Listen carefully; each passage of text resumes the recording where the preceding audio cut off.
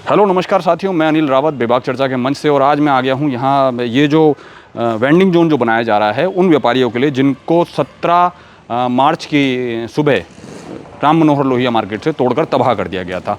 601 दिन की ये लड़ाई है, 601 दिन का इंतज़ार है। और ये केवल एक वीडियो में आप सब लोगों तक बातें अपनी मैं सारी नहीं कह पाऊंगा, लेकिन फिर भी मैं यहाँ पर ये दिखाने के लिए आया हूँ कि एक उम्मीद जगी है उन लोगों के पास। मैं कैमरामैन से चाहूँगा कि सामने दिखा दें। ये वो दुकानें हैं जो शुरुआत में बननी शुरू हुई थी। 8 बाई 10 की ये दुकानें हैं, जिसके बाद फिर यहाँ पर एक रोज़ जारी किया गया था लोगों के द्वारा। उसके बाद फिर ये दुकानों का आगे साइज़ बढ़ा दिया गया है और दुकानें बन गई है अब 10 बाई 10 की। इधर की साइड मेरे जो सीधे उल्टे हाथ पर जो यहाँ पर दुकानें हैं, ये जोड़े में दुकानें बनाई गई है। दुकानें बनाई जा रही हैं ठेला व्यापारियों के लिए। 36 जोड़े ये बनाए गए हैं, यानी कि 72 दुकानें यहाँ हैं और 78 दुकानें यहाँ हैं, जबकि 84 दुकानदार वहाँ से तोड़कर तबाह कर दिए गए थे, हैंड टू माउथ कर दिए गए थे। आज 601 दिन के बाद जब ये उम्मीद जगी है इस दुकानों की, तो फिर यहाँ पर दुकानों के आवंटन पे फिर से सवाल उठाए जा रहे हैं। तमाम ज़माने की मुश्किलातें अभी भी उन लोगों के सामने खड़ी हैं। उन लोगों को आज भी ये पता नहीं है कि दुकानें किसको मिलेगी और किसको नहीं मिलेगी, क्योंकि अभी भी 6 व्यापारी इस पूरी प्रक्रिया से बाहर हैं। अगर इस पे मैंने जो सुनने में आया है कि यहाँ पर पर्ची सिस्टम डाला जाएगा। पर्ची सिस्टम में वो कौन लोग होंगे जो 6 लोग इस मुहिम से बाहर रह जाएंगे।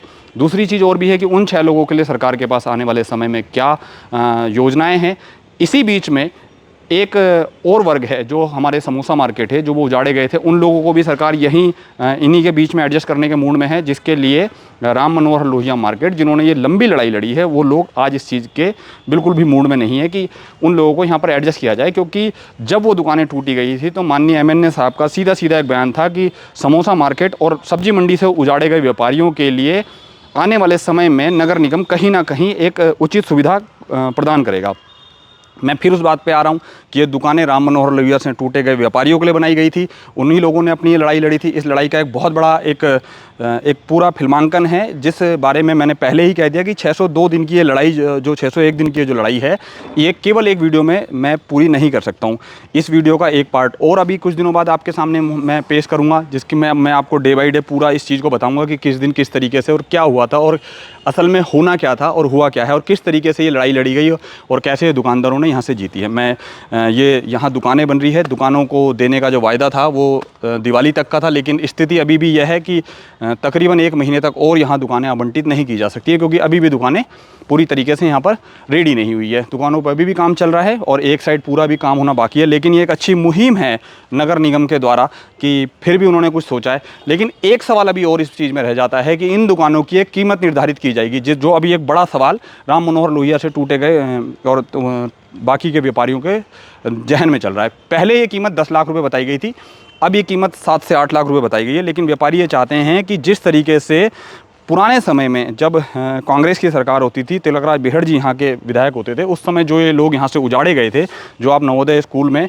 और गांधी मैदान की साइड को कहीं बस अड्डे के बगल में जो बसाए गए लोग थे, उन सब लोगों को जब शहर से उजाड़ा गया था तो उन्हें उस समय दुकानें फ्री में सरकार के द्वारा आवंटित की गई थी। लेकिन आज हैंड टू माउथ हुए लोगों से, पिछले तकरीबन 601 दिन से बिल्कुल खाली बैठे लोगों से, अपनी रोजी रोटी तलाश करते हो उस उम्मीद से लगे लोगों से आज ये 10 लाख रुपये मांगे जा रहे हैं, जो बेहद शर्मनाक है। ऐसी स्थिति में व्यक्ति जिसने सब कुछ अपना गंवा दिया है, वो ये 10 लाख रुपए कहाँ से अरेंज करेगा।